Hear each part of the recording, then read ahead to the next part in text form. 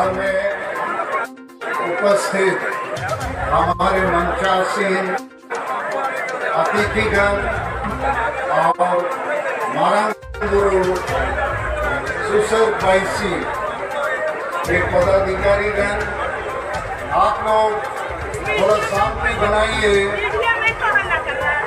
आप media man, आप लोग भी हल्ला मत कीजिए।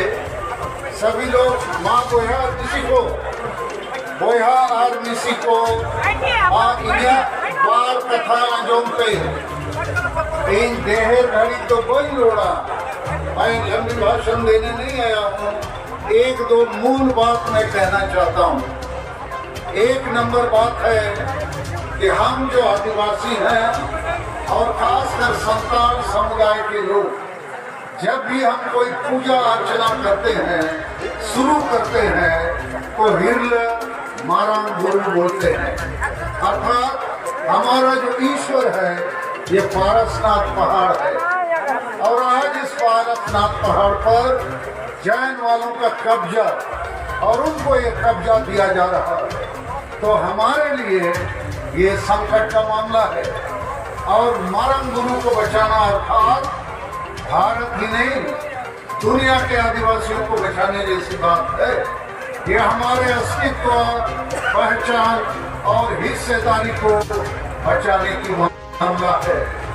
मगर जब भी हम इसको बचाने की बात करेंगे तो हमें हमारे दोस्त और दुश्मन की पहचान करनी होगी, क्योंकि इस समय जो तथ्य सामने आया है, भारत सरकार और राज्य सरकार खुद पारसनाथ पहाड़ जो हमारा ईश्वर है, इसको इन्होंने बिना आदिवासियों के साथ सलाह मशूरा किए, बिना हमारी भावना को, हमारे ईश्वर को इज्जत दिए हुए हमसे छीन कर किसी और को देने का काम किया है।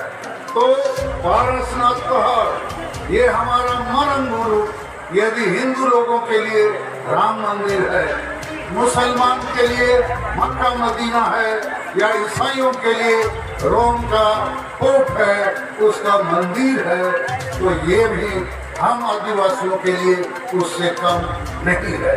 और इसलिए हम इसके लिए लड़ेंगे, आखिरी दम तक लड़ेंगे और इसको बचाएंगे, नहीं तो हम आदिवासियों का अस्तित्व मिट सकता है। लेकिन इस मामले पर मैं आयोजकों से और आप तमाम लोगों से कहना चाहूँगा कि कभी कभी हम ऐसी भीड़ जुटा लेते हैं, लेकिन सही नेता, सही नीति और सही रणनीति और सही कार्य योजना या एक्शन प्लान के बावजूद के बगैर हम इस लड़ाई को नहीं जीत सकते, क्योंकि लुगु बुरु हमारे हाथों से छीना जा रहा है।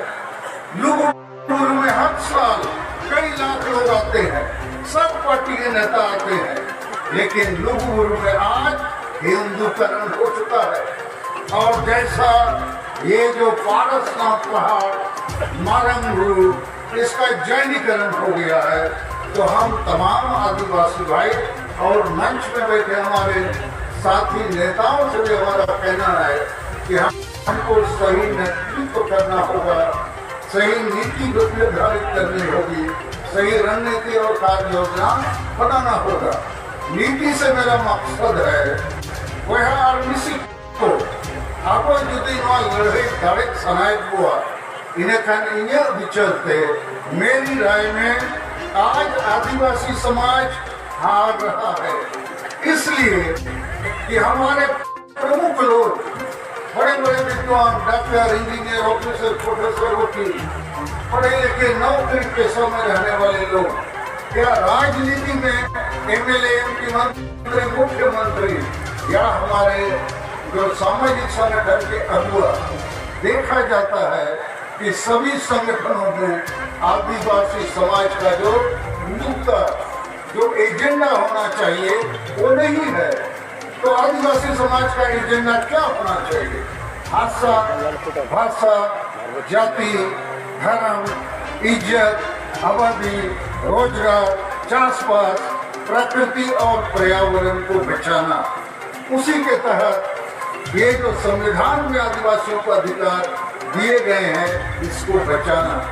मैं जो देखता हूँ, जो अनुभव करता हूँ, विभिन्न पार्टियों में हमारे बड़े बड़े नेता हैं, हम ही मंत्री मुख्यमंत्री हैं, लेकिन आदिवासी का एजेंडा नहीं रखते हैं। और इसलिए चुनाव आते हैं, कोई ना कोई पार्टी जीतता है, लेकिन आदिवासी समाज हारता है, क्योंकि हमारे बीच में ये एजेंडा के रूप में भाषा भाषा जाति धर्म आदि नहीं रहता है। दूसरी बात, हम बृहद एकता की परिकल्पना नहीं रखते हैं।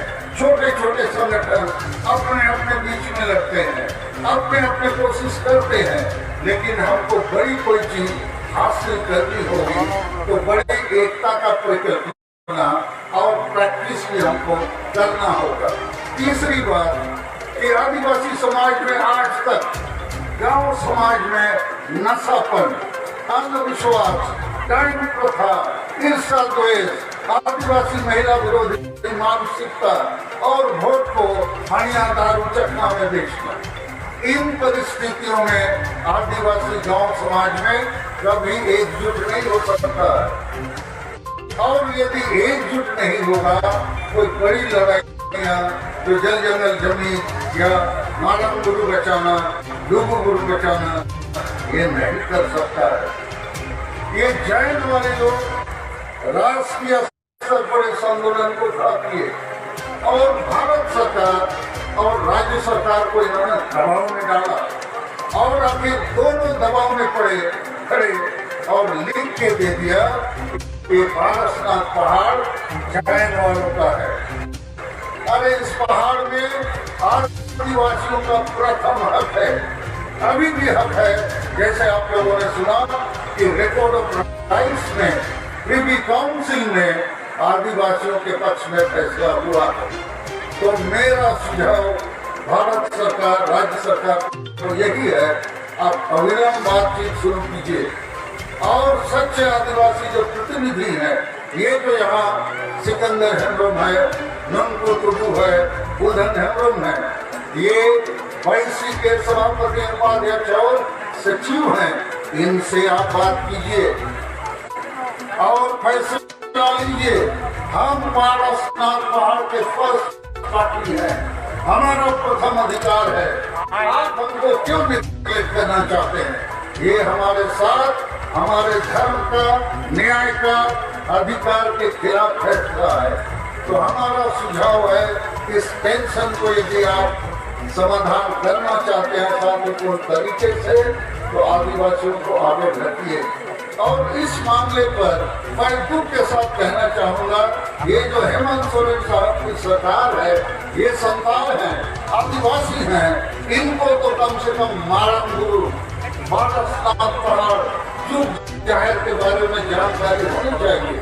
और यहाँ जो वक्ताओं ने कहा कि स्थानीय जेएमएम का एमएलए इस आंदोलन को तोड़ना चाहता है, बदनाम करना चाहता है, मुझे लगता है ये अच्छी बात नहीं है।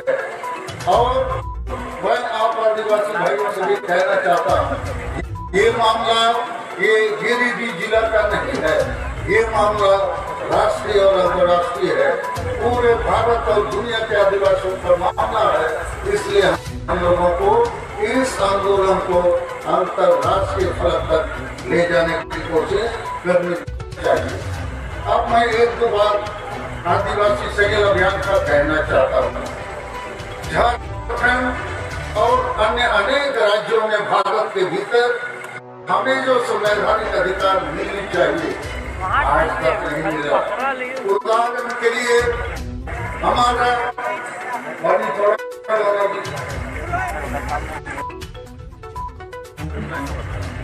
पूरे भारत देश में हम आदिवासियों के साथ संविधान कानून होने के बावजूद न्याय नहीं मिला और इसलिए राष्ट्रीय फलक पर आदिवासी सहयोग अभियान ने 1 जनवरी दुमका से राष्ट्रीय आदिवासी विद्रोह या क्रांति का बिगुल फूका है। हमने कम से कम 5 मुद्दे रखे हैं जो आदिवासी समाज को फिर से पुनर्जीवित करेगा। पहला मुद्दा है हर हाल में 2023 साल में हम सर्व धर्म कोड लेके रहेंगे और इसलिए ले सकेंगे कि भारत के संविधान में इसकी व्यवस्था है। और आज हमारी महामहिम राष्ट्रपति द्रौपदी मुर्मू जी हैं, जिससे हमारे ताल्लुकात हैं और हम ये सर्व धर्म कोड निश्चित लेंगे। चूंकि मरंग बुरु, लुगु बुरु, पीर बुरु या और भी जो पर्वतों में हमारे देवता हैं उनका धर्म क्या होगा। तो आज हम दुर्भाग्य की बात है इस देश में कि 75 वर्ष हो गए हमें हमारा धार्मिक मान्यता नहीं दिया गया है, जबकि संविधान के अनुच्छेद 25 में है। दूसरा मुद्दा हमारा है कि झारखंड एक आदिवासी राज्य के रूप में बना था। बिरसा मुंडा के जन्मदिन पर हमारे शहीदों का सपना है अबुआ दिशो में अबुआ राज, मतलब आदिवासी राज। तो यहाँ इसका गड़बड़ इसलिए हुआ है कि झारखंड में संविधान और कानून लागू नहीं है। दुर्भाग्य से आदिवासी ही मुख्यमंत्री बने जिस पार्टी से भी, लेकिन संविधान कानून को यहाँ लागू नहीं किया गया। तीसरा हमारा मुद्दा है कि झारखंड में सबसे बड़ी आदिवासी भाषा संताली भाषा को प्रथम राजभाषा का दर्जा मिलना चाहिए। चौथी हमारी मांग है आसाम अंडमान में हमारे आदिवासी अभी तक एसटी नहीं बने हैं। और पांचवा मांग है कि हमारा जो ट्राइबल सेल्फ रूल सिस्टम है उसमें डेमोक्रेसी और संविधान को लागू किया जाए, अनिवार्य सुधार लाए जाएं। और मारंग गुरु के लिए हम लोगों ने फैसला किया है कि 17 जनवरी को 5 राज्य के 50 जिले मुख्यालय में हम बड़ा धरना प्रदर्शन करेंगे और राष्ट्रपति को ज्ञापन देंगे। और 20 जनवरी को 5 प्रदेश के सभी जिले मुख्यालयों में मसाल जुलूस हम निकालेंगे कि मरंग गुरु और जो आदिवासियों के दूसरे अहम मुद्दे हैं उसके लिए भारत सरकार ध्यान दे। और मैं यहाँ आयोजकों से आग्रह करूंगा कि इतने लोग हम आ गए, बहुत नेता आ गए, ऐसा ही लुगु गुरु में हर साल लोग आते हैं जाते हैं, फिर 1 साल बाद आते हैं और इस बीच में कोई एक्शन प्लान नहीं है। तो आज यहाँ पर आप लोग जो नेतृत्व का जिम्मा लिए हैं, आप बताइए व्हाट इज नेक्स्ट। मैं इन्हीं शब्दों के साथ अपनी बातों